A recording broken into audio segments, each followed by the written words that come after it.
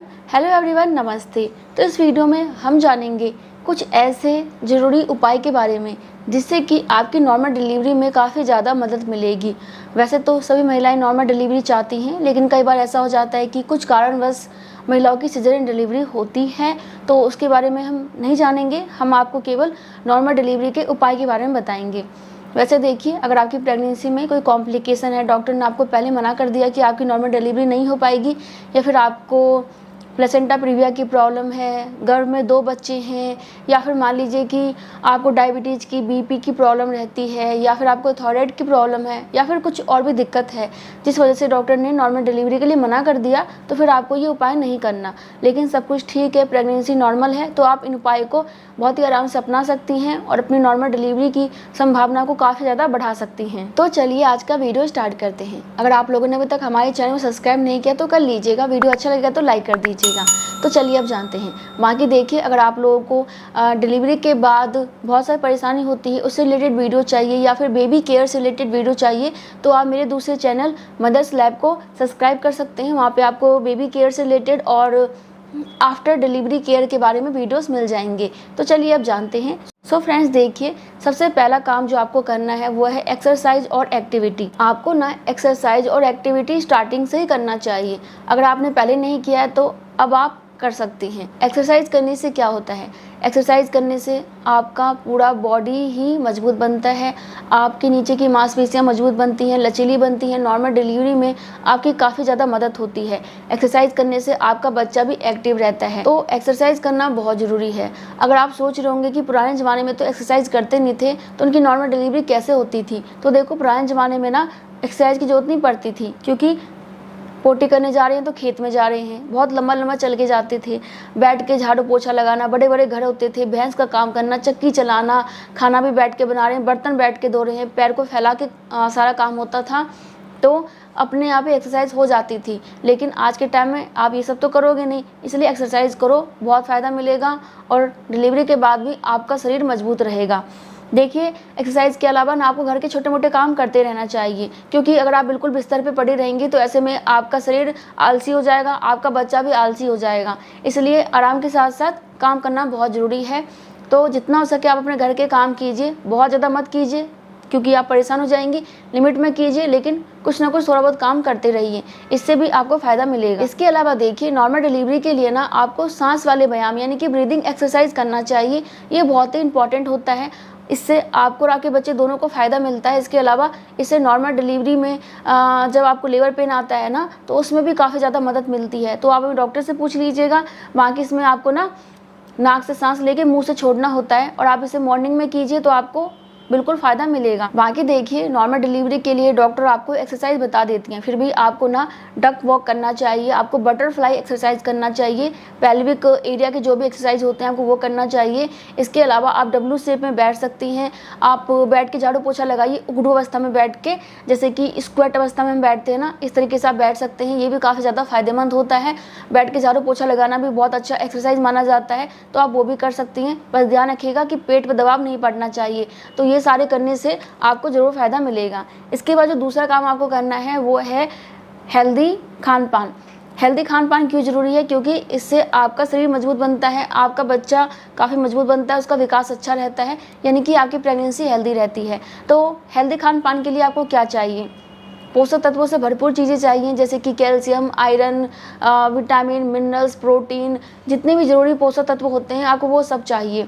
और ये सब चीज़ें आपको किससे मिलेंगी? खान पान से मिलेंगी। तो अपने खाने में हेल्दी चीज़ों को शामिल कीजिए, अनहेल्दी चीज़ों को टाटा बाय बाय कह दीजिए। जितना हो सके हेल्दी चीज़ें लीजिए।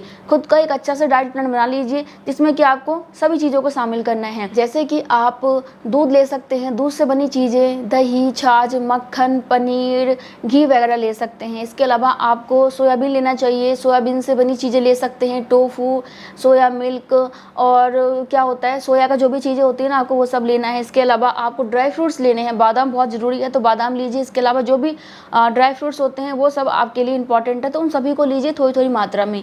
इसके अलावा आपको लेना है हरी पत्तेदार सब्जियां, आपको लेने हैं ताज़े फल। इसके अलावा आप नारियल पानी लीजिए, आप स्प्राउट ले सकते हैं, ज़्यादा नहीं लेकिन ले सकते हैं, हल्का सा उबाल के लीजिए ताकि उसके अंदर जो बैक्टीरिया है वो ख़त्म हो जाए। तो आपको स्प्राउट भी लेना चाहिए।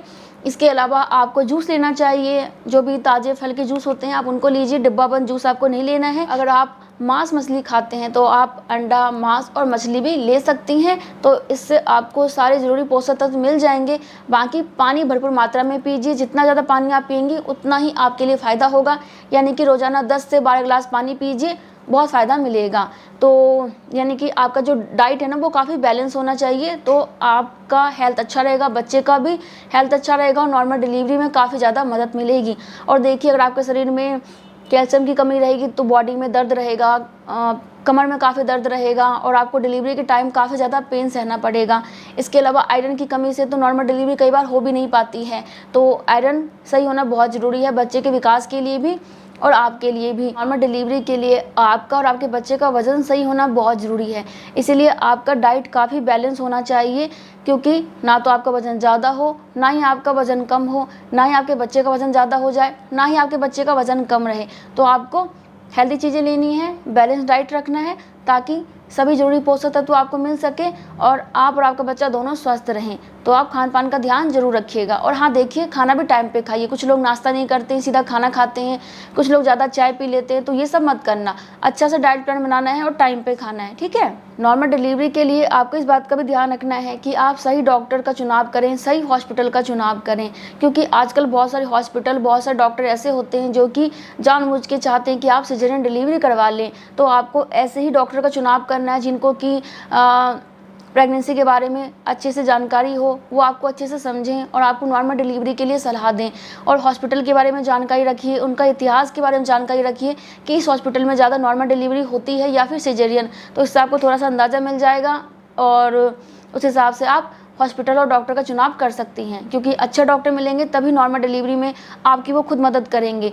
बेकार डॉक्टर मिल जाएंगे तो वो चाहेंगे कि आप सिजेरियन करवा लो और उनको मोटी रकम मिल जाए। तो इस बात का ध्यान आपको ही रखना होगा। और हाँ देखिए, नॉर्मल डिलीवरी के लिए आपका आत्मबल और आत्मशक्ति मजबूत होना बहुत ज़रूरी है, क्योंकि बहुत ज़्यादा दर्द होता है, बहुत ज़्यादा दर्द आपको सहन करना पड़ता है। तो बहुत सा महिलाएं डर जाती हैं, घबरा जाती हैं और इस वजह से कई बार सिजेरियन डिलीवरी करवा लेती हैं। तो आपको अपने डर पे काबू रखना होगा, आपको अपने आत्मबल पे काम करना होगा कि जो होगा देखा जाएगा। सभी महिलाएं ऐसे ही नॉर्मल डिलीवरी करती हैं, सारे जीव जंतु ऐसे ही नॉर्मल डिलीवरी करते हैं, तो मैं क्यों नहीं कर सकती हूँ, मैं भी कर सकती हूँ। तो बिल्कुल डरना नहीं है, आराम से सब कुछ हो जाता है। थोड़ा आपको कष्ट सहना पड़ता है, 1 आध 2 घंटे, 4 घंटे, 10 घंटे, उसके बाद नहीं सहना होता। तो बस कुछ घंटों की बात होती है, इतना बर्दाश्त कर सकती हैं। नहीं करेंगी तो कोई बात नहीं, आप हॉस्पिटल में हो, डॉक्टर के पास हो, तो जो भी दिक्कत होगी वो देख लेंगे, लेकिन आप अपनी तरफ से कोई गलती ना करें। बाकी लेबर पेनिंग के दौरान आपको क्या क्या करना चाहिए इसके बारे में मैं ऑलरेडी वीडियो बना चुकी हूँ, लिंक डिस्क्रिप्शन में दे दूंगी कि आपको लेबर पेन आने पे क्या क्या करना चाहिए ताकि आपकी डिलीवरी जल्दी हो जाए, आराम से हो जाए और कम समय में हो जाए। तो आप ये वीडियो ज़रूर देख लीजिएगा, ठीक है। बाकी इसके बाद जो आपको नेक्स्ट काम नहीं करना है या फिर आप कर सकते हैं वो है किसी के बहकावे में ना आना। बहुत सारे लोग आपको बहका सकते हैं, बहुत सारे डॉक्टर आपको बहका सकते हैं, तो आपको किसी के बहकावे में नहीं आना है, खुद के दिमाग का इस्तेमाल करना है। देखो, कई बार ऐसा होता है कि आप किसी महिला से पूछते हैं कि नॉर्मल डिलीवरी में क्या क्या होता है, कितना दर्द होता है, तो हो सकता है कि उसकी सिजेरियन डिलीवरी हुई हो या फिर उसको डिलीवरी के दौरान काफ़ी ज़्यादा कष्ट सहना पड़ा हो, दर्द सहना पड़ा हो, तो आपको वो सीधा यही बोलेंगे कि बहुत परेशानी होती है, मैं तो कहती हूँ सिजेरियन करवा लें। लेकिन आपको ऐसा नहीं करना, सबका अनुभव अलग अलग होता है और आपके भी डिलीवरी का अनुभव अलग ही होगा। दर्द होता है लेकिन किसी को कम, किसी को ज़्यादा, किसी की डिलीवरी जल्दी हो जाती है, किसी की लेट होती है। तो आपको इस बात का खुद ही ध्यान रखना है कि आपको किसी के बहकावे में नहीं आना है। अपने डॉक्टर की सुनिए, अगर डॉक्टर कह रहे हैं कि सब कुछ ठीक है, नॉर्मल है, तो कोई चिंता मत कीजिए, नॉर्मल डिलीवरी ज़रूर होगी। बाकी अपने तरफ से भी प्रयास कीजिए, तो किसी के बहकावे में नहीं आना। इसके बाद जो नेक्स्ट काम आपको नहीं करना है वो है तनाव लेना, स्ट्रेस लेना, क्योंकि अगर आप प्रेगनेंसी में तनाव लेती हैं तो इससे बहुत सारी दिक्कतें हो जाती हैं। आपके बच्चे का विकास ठीक से नहीं होता, आपके बच्चे का IQ लेवल कम रह सकता है, समय से पहले डिलीवरी हो सकती है। तनाव लेने से ये भी होता है कि आपका बच्चा गर्भ में पोटी कर देता है। जब बच्चा गर्भ में पोटी कर देता है तो सिजेरियन डिलीवरी के चांसेस काफ़ी ज़्यादा बढ़ जाते हैं। आप भी अपने आप को काफ़ी ज़्यादा बीमार महसूस करती हैं, तो ऐसे में आप लेबर पेन कैसे सहेंगी? आपको स्वस्थ होना होगा तभी तो आप लेबर पेन को बर्दाश्त कर पाएंगी। अगर आप खुद ही बीमार महसूस करोगे, शरीर टूटा टूटा सा लगेगा, एनर्जी नहीं लगेगी, ऐसा लगेगा कि आप में बचूंगी नहीं, तो ऐसे में आप क्या कर पाओगे, कुछ नहीं कर पाओगे। और तनाव लेने से ना कई बार लेबर पेन आता भी नहीं है, इसलिए आपको तनाव नहीं लेना, जितना हो सके खुश रहिए। इसके अलावा देखिए, आपको ना बिल्कुल भी नेगेटिव नहीं सोचना है। कई बार हो जाता है कि बहुत सारी कारणों से हम नेगेटिव सोचने लग जाते हैं कि पता ही नॉर्मल डिलीवरी होगी या नहीं, कोई दिक्कत ना हो जाए, बच्चे के साथ कोई दिक्कत ना हो जाए, डिलीवरी के दौरान मैं मर ना जाऊँ। मतलब कि बहुत सारे लोग सोचते हैं ऐसा, मैं भी सोचती थी कि पता नहीं क्या होगा। तो बहुत सारी चीज़ें आप सोच सकते हैं, डिलीवरी के बाद क्या होगा, कहीं पैसों की दिक्कत ना हो जाए, तो बहुत सारी चीज़ें दिमाग में आती हैं आपके। तो आपको नेगेटिव बिल्कुल नहीं सोचना, जितना हो सके आप पॉजिटिव सोचिए, पॉजिटिव रहिए। तो इससे आपको भी अच्छा लगेगा और आपके बच्चे को भी पॉजिटिव एनर्जी मिलेगी, क्योंकि अगर आप नेगेटिव रहेंगे तो आपका बच्चा भी ऐसे ही बन जाएगा। इसलिए हमें हैप्पी रहना है और नेगेटिव बिल्कुल नहीं सोचना, जितना हो सके पॉजिटिव रहिए, सकारात्मक सोचिए। ये थे कुछ उपाय जिससे कि आपकी नॉर्मल डिलीवरी में काफ़ी ज़्यादा मदद मिलेगी। बाकी आपको ना कुछ चीज़ें बिल्कुल नहीं करनी है, जैसे कि कुछ लोगों को लगता है कि दूध में घी डाल के पीने से नॉर्मल डिलीवरी हो जाती है। अगर मान लो आप एक्सरसाइज नहीं कर रहे हैं, खान पान पर ध्यान नहीं दे रहे हैं और केवल दूध में घी डाल के पी रहे हैं, तो इससे नॉर्मल डिलीवरी नहीं होगी। नॉर्मल डिलीवरी तब होती है जब आप स्वस्थ रहते हैं, सब कुछ ठीक रहता है। तो इस बात को दिमाग से निकाल दीजिए कि दूध में घी डाल के पीने से नॉर्मल डिलीवरी पक्की है, ऐसा नहीं होता। कई बार ऐसा होता है कि आपके लिए नुकसानदायक हो जाता है, कई बार उल्टी हो जाती है, कई बार वजन काफ़ी बढ़ जाता है, तो आपको कोई परेशानी होती है। तो इस चक्कर में मत रहिए। इसके अलावा शराब, सिगरेट, तंबाकू, इन चीज़ों से दूर रहिए। और आपको ज़्यादा चाय और कॉफ़ी का सेवन नहीं करना। तला भुना मसाले वाले चीज़ें भी आपको नहीं खानी है, ये भी नुकसानदायक होती हैं।